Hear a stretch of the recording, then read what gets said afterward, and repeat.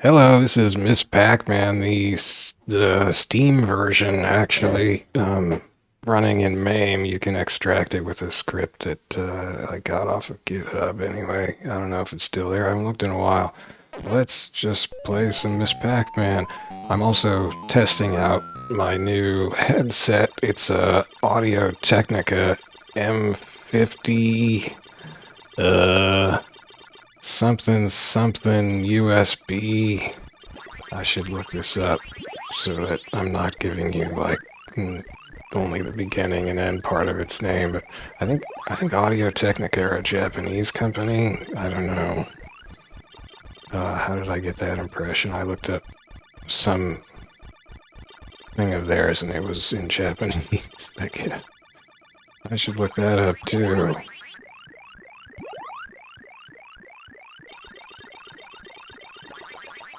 Just full of potential misinformation here. Okay, you know what? I'm gonna go look this up. Sorry for spoiling the fun briefly, but this will be fun too, right? Let's see. I have the manual here. Recently closed tabs. It is a ATH-M50xSTS-UBS, so it's the USB flavor of the M50xSTS, whatever that name is supposed to mean. There's also a standard mic input version for like pros and stuff, an analog input version. Let me look up Audio Technica. It's kind of an expensive headset. I mean, I had been using this JBL Quantum 100 headset, which is basically a budget headset, but has a really nice speaker. Audio Technica Google sidebar on the search results says founder Hideo Matsushita. Place founded Shinjuku City, Tokyo, Japan. Date founded 1962. Headquarters Machida, Tokyo, Japan. President Kazuo Matsushita. So it sounds like they're maybe keeping it in the family and definitely a Japanese company. Or at least, well, no, that's not definitely. Give me a Wikipedia entry or something here. Google, what do we got? Here we go. Wikipedia Audio Technica. Audio Technica Corporation. Kabushiki Kaisha Audio Technica. Stylized as lowercase audio dash lowercase technica, is a Japanese company that designs and manufactures professional microphones, headphones, turntables, phonographic, magnetic cartridges, and other audio equipment. So that's fun. You came here for Miss Pac-Man, not me reading Wikipedia articles. Anyway, hopefully this mic... So the reason I got this mic, as everybody is spellbound to know, is that I came across I think a New York Times review.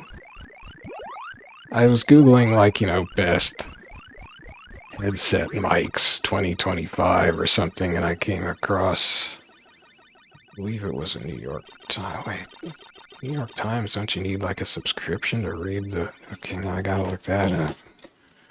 Put notes on this. Let's see. Who was that?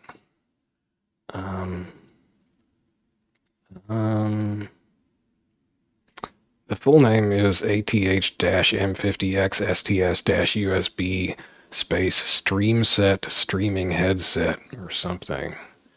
Although I think something like that. Oh no, PC Gamer, that was it. That's where I found her. They had a little roundup of headsets, and their reviewer mentioned that, well, talked quite a bit actually about how this particular headset has a condenser microphone in it, which seems to be fairly unique among gaming headsets. I don't know if there are like, oh, oops, some other strata of headsets where this is common, but pretty much all other headset mics as far as I can tell, and I used to be using the rtings.com mic review table to shop for headsets and stuff, and I was trying to do that this past week as well, but they're constantly in the process of, you know, upgrading their test methodology or whatever, and currently that seems to mean that only a very small subset of their reviews actually show like this new mic quality ranking, and so it's all very confusing because most of the reviews don't have a rating there, so it's like, how do I... Anyway, and they don't review this microphone either on rtings.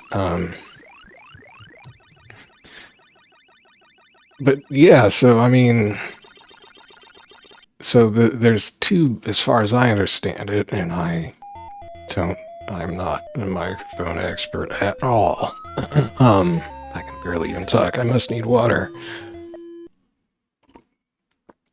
There are two kinds of microphones, and this is not even just headset specific, just like any kind of commercial microphone. There are two types. There are condenser microphones and dynamic microphones. Condenser microphones are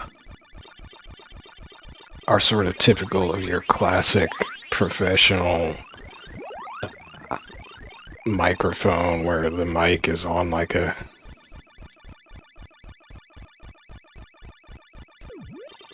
sort of descending boom arm or something, and you know, everybody's sitting around and it's capturing all their voices perfectly in the room. Condenser mics require external power because I think because they actually electrically charge the surface, the vibrating surface or whatever that captures the audio impulses that are actually being recorded, or you know, whatever the science is. Whereas by contrast, dynamic microphones don't require external power, which is of course handy for things like headsets and tiny PC microphones and stuff. But it means overall they're less sensitive, which is also good. Like, so I originally had when I first started recording my obnoxious voice for this channel, I was using a Snowball microphone by the company called Blue. And it was an inexpensive, you know, this was 5 or 6 years ago, whatever. Maybe more like 4 or 5 years ago. The Snowball, and they still make some variety of the Snowball. It's got a slightly more elaborate name now, I think, the newer models. But, you know, it was kind of a baseball-sized round thing that came with a little screw-on stand with tiny little legs that you could put on your desk. And it would just capture the voices around, and it was USB, and it worked pretty well. The only problem I had with it, well, the real problem I had with it to begin with turned out to be that it was just too sensitive. It picked up too much sound. I could have gone right. In my tiny little hard-walled apartment here, you know, it was getting echo. So my voice was echoey, and that just made it a little harder to understand. And I came up with all these sort of cardboard barriers to put up around the walls to try to soften the echoes, and I put like a felt hat like on top of the Snowball microphone to try to, you know, deflect and absorb incoming echoes. Oh man, I got no eating time. But, you know, it was still always kind of echoey. Because that's just, you know, it's a condenser mic. That's what it does. It picks up the whole sound in the space. And, you know, my space had echoes because it wasn't a real recording studio. It's my inexpensive college apartment. I mean, I'm not in college. I'm near a college. Most of the people around here are students, but I'm not. I'm a professional bum.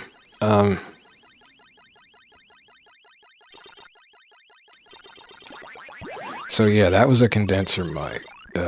So I moved on to dynamic mics. I had a really nice, I still have it, but I don't use it anymore. A Sennheiser like stage microphone, like a handheld stage mic, or you know, you would have it in a like a tall stand on stage if you were a singer or whatever, and sing into it.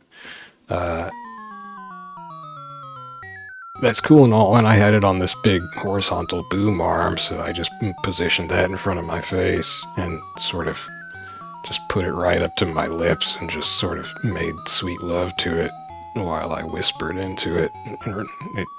Quite high quality recording from that, and no echo because it's that particular mic had what it was called a super cardioid capture pattern or whatever, so it really only picked up sound that was like point blank in front of the microphone, whereas a dynamic mic tends to pick up sound from all around, even, you know, on the sides or even to some extent behind the microphone in a lot of cases. So the super cardioid dynamic mic was great for my space here, but gotta get that. That's big points. The problem was that I started getting a real bad neck strain from trying to hold my face in front of, you know, the microphone while playing games. So I needed a headset. So I got a headset mic so I could move my neck, and eventually my neck pain went away, which is very nice. And I've been using, and I used the rtings.com ratings to find the Quantum. I tried out a couple other more expensive headsets, but they would have problems. So I didn't test that on this. A couple of them had problems where I was getting these clicking sounds from time to time, and I finally figured out that it was because the little boom arms, oh no, it's the banana that's worth the big points. The little boom arms, oh, I'm a sucker for the fruit, that, you know, that have the mic held out from the headset. They were heavy, these kind of heavy flip-up arms that would rattle. I need to do a rattle test on this. I'm not going to do it on this recording because if it does rattle, it'll be an obnoxious sound. So those boom arms were no good. The Quantum, though, has this very lightweight, in fact, detachable boom arm that's just this flexible little stem, basically. And I didn't get any rattle from that. There was also the Razer something 2, whatever, some kind of Razer headset that was good for that too. I really don't want to use Razer stuff though, because I have a Razer mouse, which I love. But if I get the headset, then in order to get, I found with the Razer headset that I did try, I had to install their sound software. Well, their software, Razer's big bloated software thing, in order to switch to a sound profile in that gave me decent sounding, like made my voice sound not too alien-like somehow. But that totally starts messing with the mouse, and the mouse starts freaking out. It's just horrible. I had a horrible experience with that software, so I don't want to have to use a Razer headset anyway. None of that matters because apparently, I mean, this has been this Audio Technica M50 headset is the only headset I've found that actually has like a real microphone on it, not one of these tiny little, I guess, dynamic microphones that all other headsets seem to have, at least gaming headsets. Like, what a broadcast, actual like network broadcast headsets, what are those? Like, can I get one of those? Those seem fine. Like, I don't know. Anyway, and I've looked for those, but I don't know what those are. So anyhow, yeah, this Audio Technica M50 headset, it's the only headset I know of that, and it sounded like this PC Gamer reviewer. It was the only one they knew of that actually has like a, actual condenser mic on it. Well, there's maybe a couple flavors of this M50. I mean, there's the one with the real pro mic type of plug. But anyway, so yeah, so I was also kind of hoping that because did I mention that I was having this weird feedback problem with artificial gain and noise suppression, and it was causing my voice to drop out on the Quantum headset.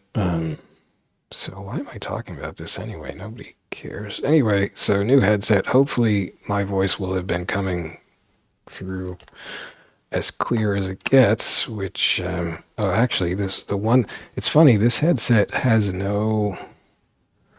it has extremely minimal interface. It also has like no software, nothing to install, which at this point, after my experience with Razer, is a huge plus in my book. But it's like so minimal, even in terms of its actual physical controls, that it doesn't even have a volume knob or slider on it. So if you want to adjust your the sound volume coming into your ear cups, you got to adjust it in Windows settings.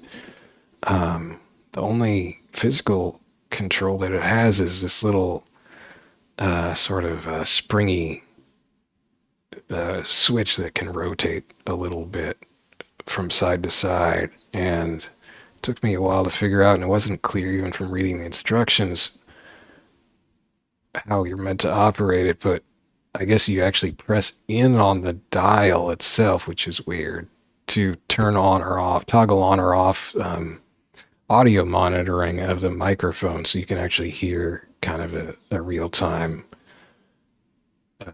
echo, but it's not delayed, so you can hear real-time your own voice as it's being picked up by the mic, so you can, I guess, hear what you sound like, but and that's on by default, but I have that turned off because I want to be able to hear the game. And then sliding the little slider dial up or down raises or lowers the volume of that audio monitoring, but it doesn't actually change like the like game sound or other sounds coming through the ear cups. So yeah, that's how kind of funky and hardcore this headset is. But hopefully the sound will be good. I can switch. It's going to stop. Yeah, well, I'm not getting feedback. I don't know. It was just this weird feedback loop that having to crank up artificial gain on the other headset was getting into this horrible feedback noise suppression loop that ended up quashing somehow putting routing game sounds into the microphone itself, and I don't think it was like an electrical or physical problem. It was, I don't know if it's a bug in my OBS software, the recording software I use or what, but yeah, it was a mess. And hopefully this won't trigger that, because I don't have to pump up the artificial volume as much with this sensitive microphone. It's 9 decibels more sensitive than the mic on my inexpensive Quantum headset. So I'm going to stop talking. I got 48,000 points, which for me is pretty good, and that just goes to show that when I'm not actually paying attention, I kind of do better than I usually do when I'm trying to pay attention to playing Pac games, which Seems kind of sad, but maybe it's good. I don't know. I'm going to stop babbling now and I'm going to go listen to this recording, and I'll be very depressed if my voice has been dropping out like it was on the previous headset. But let's look at the display in OBS. It looked okay, so fingers crossed. Thanks for listening. See you later. Bye bye.